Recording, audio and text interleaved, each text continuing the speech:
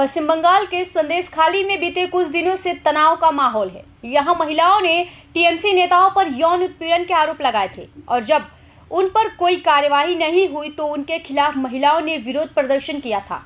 उसके बाद ये मामला सड़क से लेकर विधानसभा तक गूंजा। अब इसको लेकर बीजेपी टीएमसी के बीच सियासी जंग जारी है। इसके अलावा राज्यपाल ने अपनी रिपोर्ट भी केंद्र सरकार को सौंपकर एक एसआईटी की टीम बना दी है। तो चलिए जानते हैं कि संदेशखाली का पूरा मामला क्या है।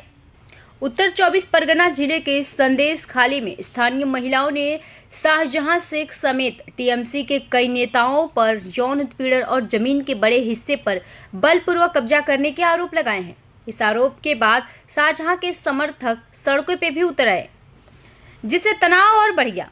संदेशखाली में हिंसा के शिकार हुई एक महिला ने अपनी आपबीती सुनाते हुए आरोप लगाया कि पुलिस शाहजहां शेख और उनके साथियों को गिरफ्तार नहीं करेगी। संदेशखाली की महिलाओं ने बताया कि बलात्कार को साबित करने के लिए हमसे मेडिकल रिपोर्ट मांगी जा रही। गांव की महिलाएं कैसे आगे आकर कह सकती हैं कि उनके साथ बलात्कार हुआ है। उन्होंने कहा कि हमारी कोई मदद नहीं कर रहा। हमने चुनाव के बाद से सांसद नुसरत जहां को नहीं देखा है। महिलाओं ने आरोप लगाया कि जिला परिषद का सदस्य शेख शाहजहां मुख्य अपराधी है। वे हमारे साथ दुर्व्यवहार करता है। यहाँ की महिलाएं सुरक्षित नहीं रह सकती। हम महिलाओं को बाहर जाने से डर लगता है। हम सुरक्षा चाहते हैं। नहीं, वो देने से क्या होता है। हमें हम अपना जमीन चाहिए। हमारा मान सम्मान जो है वो वापस चाहिए। वो मिलेंगे दोबारा से। जो हमें उठा के पीटता था, मारता था, जो लड़कियों को उठा के ले जाता था, वो मान सम्मान वापस कर सकता है क्या? कौन कौन करता था? नाम क्या है? ये शाहजहां, उसके वाहिनी में है शिबू, उत्तम, सोंजू, रोंजू और भी बहुत है। आप लोग जो आंदोलन कर रहे हैं उसके बाद से आप लोगों के ऊपर कैसे? रात भर हम सो नहीं पाते। रात को आके गेट में, खिड़की दरवाजा में वो लोग खोलने की बोलते रहते हैं, लेकिन हम खोलते नहीं है। अब पुलिस है कि आम इंसान है ये तो पता नहीं है, लेकिन सारा यूनिफॉर्म में नहीं रहते हैं। रात को जब आते हैं वो लोग 12 बजे की बात, 1 बजे की बात, आके टॉर्च मारते हैं, गेट पीटने लगता है, लेकिन हमने कभी खोले नहीं है। हम जो न्यूज में ये बात कर रहे हैं, हमें भी डर रह रहा है कि रात को हम घर पे रह पाएंगे कि नहीं, ये डर भी सताते हैं।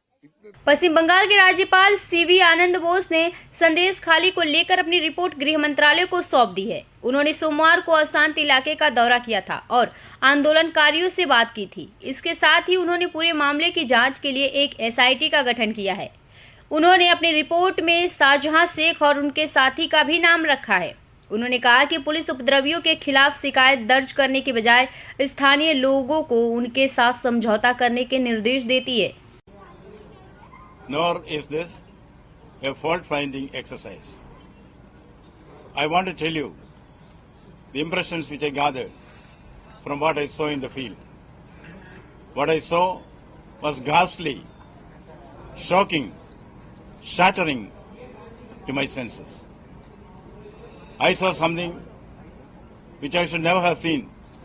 I heard many things which I should never have heard. If you have tears, this is the time to shed those tears. If you have sighs to heave, heave them now. That how horrible human life is, where the law cannot take its course. You know, what I saw there remind me of what Shakespeare said, the hell is empty, all the devils are here. That was the situation which was there. When I listened to my mothers and sisters there, I couldn't believe that this could happen in Kavi Guru Rabindranath Tagore's place. Imagine a happy home, husband and wife, grown-up children including girl children. Some goon comes from inside the house, catches hold of the grown-up child, girl child, assaults the wife in front of the husband and beats up the husband when he protests. This is no fiction. This is not, I was told, happened in this village in the last few days. They know who did this. The goons, they know. They are at large. This shocks civilized senses anywhere. This can never happen. We should fight it out under the Constitution. I will fight it out under the Constitution. I will fight it out within the laws of the land. I will fight it out the democratically elected government of the state, certainly we will spare no efforts to see that the guilty are punished. Confidence is restored in the women, a society which leaves its women to fend for themselves, to defend for themselves. If the women had to come out of the houses in numbers and protest against this ghastly crime that went around unchecked by the authorities, shame for us, shame for society. This is not what should happen in a civilized place like Bengal. राज्यपाल CV आनंद बोस की report को लेकर TMC ने उनकी आलोचना की। TMC प्रवक्ता कुणाल घोष ने उन पर पक्षपातपूर्ण और राजनीति से प्रेरित होने का आरोप लगाया है। राज्यपाल का बयान पूरी तरह निराधार, पक्षपातपूर्ण और राजनीतिक से प्रेरित है।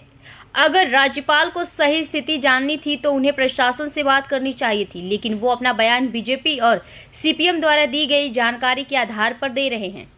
संदेश खाली घटना की जांच के लिए बीजेपी के राष्ट्रीय अध्यक्ष जेपी नड्डा ने एक हाई लेवल मीटिंग का गठन किया।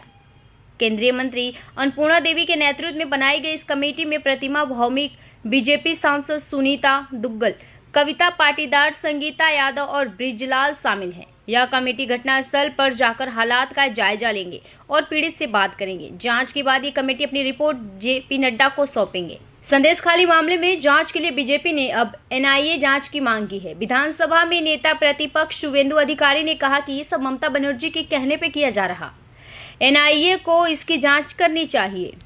पश्चिम बंगाल की ओर से भी संदेश खाली में महिलाओं के यौन उत्पीड़न के आरोप की जांच के लिए डीआईजी रैंक की महिला आईपीएस अधिकारी की अध्यक्षता में 10 सदस्यीय टीम बनाई थी। ये टीम संदेश खाली का दौरा करेंगी और उन महिलाओं से बात करेंगी जिन्होंने आरोप लगाया है कि उनके साथ यौन उत्पीड़न किया गया है।